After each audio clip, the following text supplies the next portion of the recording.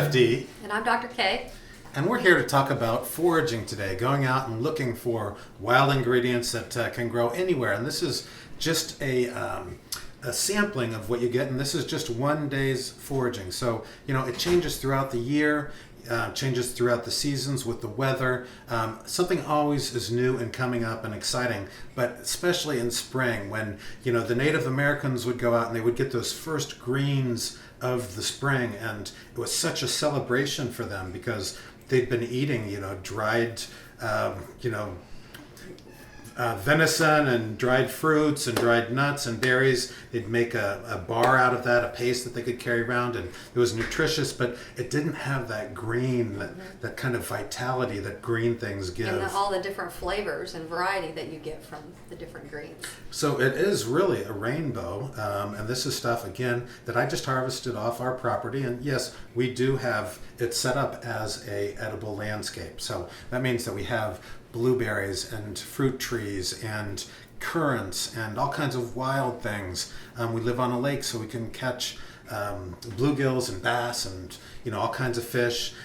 We used to set out trot lines and catch catfish overnight and snapping turtles. So we really try to eat from the earth and celebrate that. And part of that is foraging for these spring greens. Now, some of these are a little bit more domesticated and some of these are truly wild. Okay. The red buds here are something that the Native Americans did eat, and they're these pink flowers, and it is the red bud is a member of a legume family, which means that it has a bean on it. So just like honey locust and other trees, it will produce a bean later. So you can eat these spring greens and flowers now. They've got a touch of sweetness, a little bit of tannin, and that tannin is that healthy tannin that you have in red wine. It's kind of the same, it is the same chemical in there. So later on there'll be some small beans. You can eat those beans when they're about an inch long, but when they do get bigger, they get too tough. Okay, so you can eat them in a stir fry or in a Well, the beans, dish? yeah, they'd be great in a stir fry, great with any kind of vegetable dish, even steamed and chilled and then served on a salad. Okay.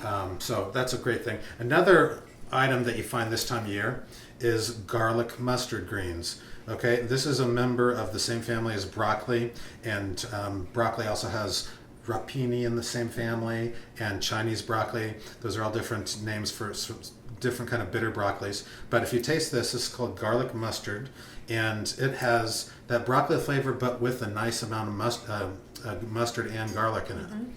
And when it's young like this, you can eat the stems and everything. So you can just hack this up and eat the whole thing. As it gets later in the season, and these seed pods gets bigger, you can only eat the leaves.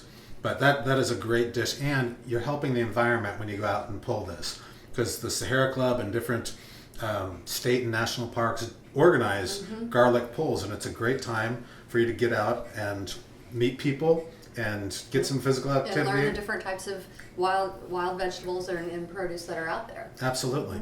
There are people in Central Park in New York City. There's a guy called the Wild Man, and he'll take people on tours. You can just look that up online.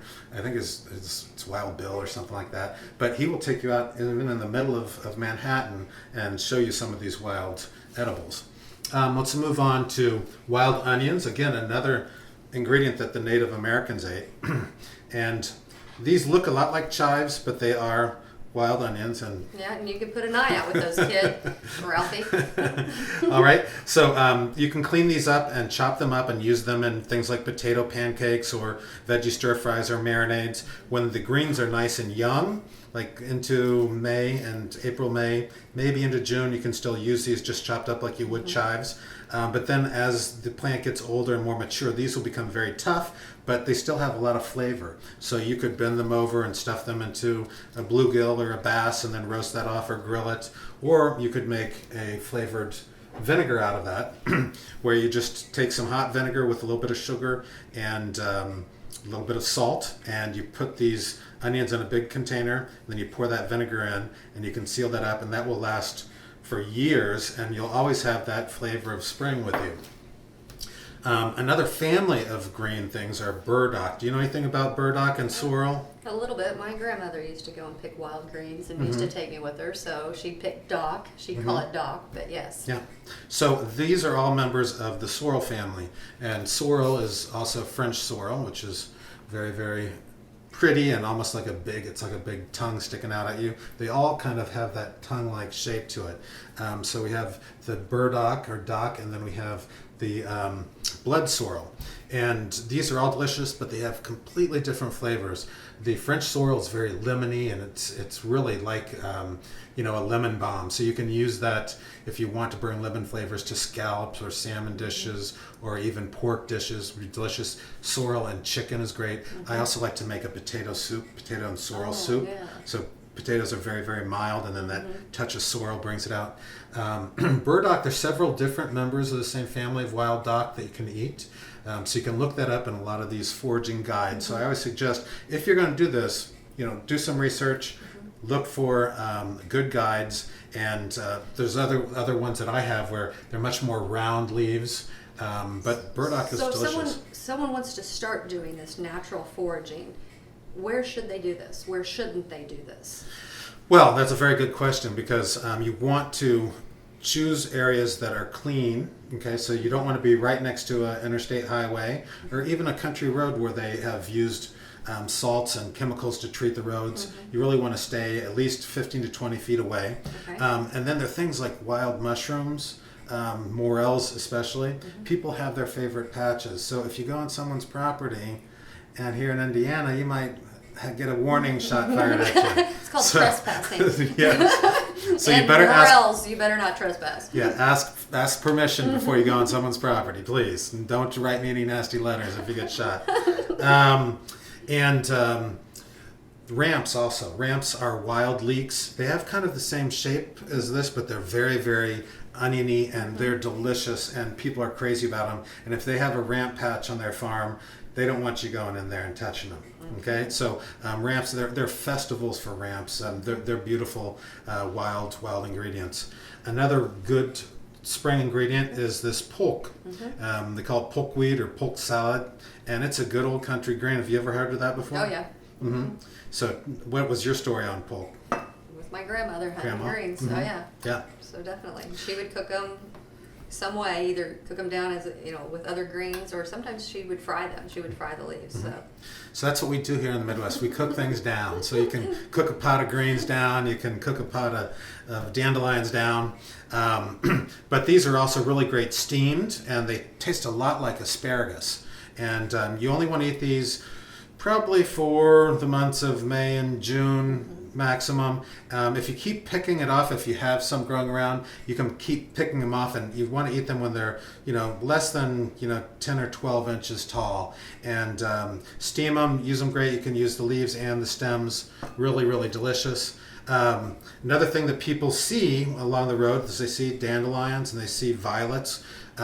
Again, you don't want, if those are on lawns, you don't want to eat wild greens from lawns that have been treated with pesticides. And so, if you have the local green guy coming around spraying your yard, you probably don't want to eat your greens out of your own yard. Or close to a neighbor's if they've had theirs sprayed. Because there is carryover. And runoff. That's right? So these taste really nice. Slightly sweet, very floral, and you can eat the leaves too. The leaves will be kind of heart-shaped and really, really pretty. I love them tossed with other greens. Another great wild vegetable is lamb's quarter, also known as German spinach. It's a member of the amaranth family, and these are really, really young, tender guys that you can eat the whole thing. Very earthy. I actually like this better than traditional spinach, and it's free. And this will grow it loves lightly disturbed soil, and it will grow. There'll be fields of it. Another thing that grows in the fields, you'll see this out in cornfields, is wild cress. And they also call it winter cress. And it has a very floral, delicious flavor as well. And you can use this either steamed or just where you'd use watercress served with a roast beef or something like that as a salad. And you'll see these in fields and stuff when you're driving around. Usually in low-lying areas that have a little bit of water retention is wintercress. Okay, and everyone's heard of watercress, and it kind of looks a lot like watercress, and it has this beautiful yellow flower. All that's edible, and this is great. I'd love to serve it with roast beef or in a salad. Has kind of a citrusy, floral flavor. One of Martha Stewart's favorite herbs and wild collectibles is called chickweed. And this is a low-lying kind of succulent plant. Comes out in the mid to late spring. And when you taste this, to me it tastes kind of like green peas. And it's really nice to, kind of cascade over a piece of grilled fish. I like to use it as a garnish, but it is an edible garnish. And you taste that kind of sweet green, really healthy flavor, earthy. Over here is something that I grow in the garden, and we plant every year lots of garlic. And when you're planting garlic, all you do is you break the head apart into the different toes, and then you can kind of scatter those around and then cover them up with compost. And you want to do that in the late summer, and then in the spring, you'll get these green plants coming up, and they'll of course be growing them there. And when they're too close together, they're not going to form really nice bulbs. Because the energy that's needed to produce the plant. So you either need to separate them or to use them as green garlic. And I like to make green garlic soup. I like to use these in vinaigrettes. I like to make green garlic pesto. So you can just grind this up with some olive oil and Parmesan cheese and use it in pastas and dressings and things like that. So that's another great thing to enjoy in the spring. Wild arugula. This is another one of those ingredients. Yeah, this has kind of a meaty, peppery flavor. Really good. Great in salads. And always let a few of these things go to seed, and then those seeds will be distributed around the property, and you'll just find these little exciting little treasures that you'll find around the yard. Produce sections. Yeah. In your own yard. Dandelion comes from the French word don de lion, and you can see right there that these leaves look like they have lion's teeth on them. And don de lion? Don de lion Means? Tooth of the lion. Of the lion. Okay. And they do have kind of a biting flavor. They are a little bit bitter, but anytime you have some of these bitter greens like the dock and the dandelions, you can introduce flavors like they like to introduce fatty flavors, a little bit of sweetness, and a little bit of acidity. So when you're making the dandelions, you could add some bacon or some sausage to them. You could add a little bit of honey. You could add poached egg on top of them. So you want to hit all those different flavors in your mouth. You want to hit the sour, the salty, the bitter, the sweet, and umami, which is kind of using this variety to get those layers of flavors into your foods. Yeah, absolutely. I mean, this is like a rainbow of color and texture and flavor. So you really want to incorporate all those things. I think that too many people have a very regimented diet. They say now that how many people are going out to eat these days? It's now for the first time, people are eating most of their meals out than those who are mostly eating in. So most people are eating most of their meals out. And to me that's tragic because absolutely. you have the family that you're not bringing together to do the cooking, to do the whole process of nurturing and gathering and communication.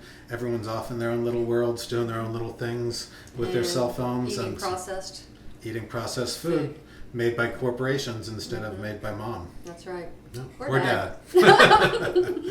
So anyhow, that's my little talk on foraging and finding. Your soapbox? Yeah. And I think that this should encourage all of you guys to get out there and take a walk and see what's around. And take a look at that guidebook with you. Look it up. Make sure that you're eating the right things. Don't want anybody to get sick. If they do, they can call Dr. K. All right. I'm not a medical doctor. So anyhow, this has been a fun day at Sautéing Off the Pounds, and look forward to more of this kind of cooking and life learning classes that we're going to do with you. Have a great day.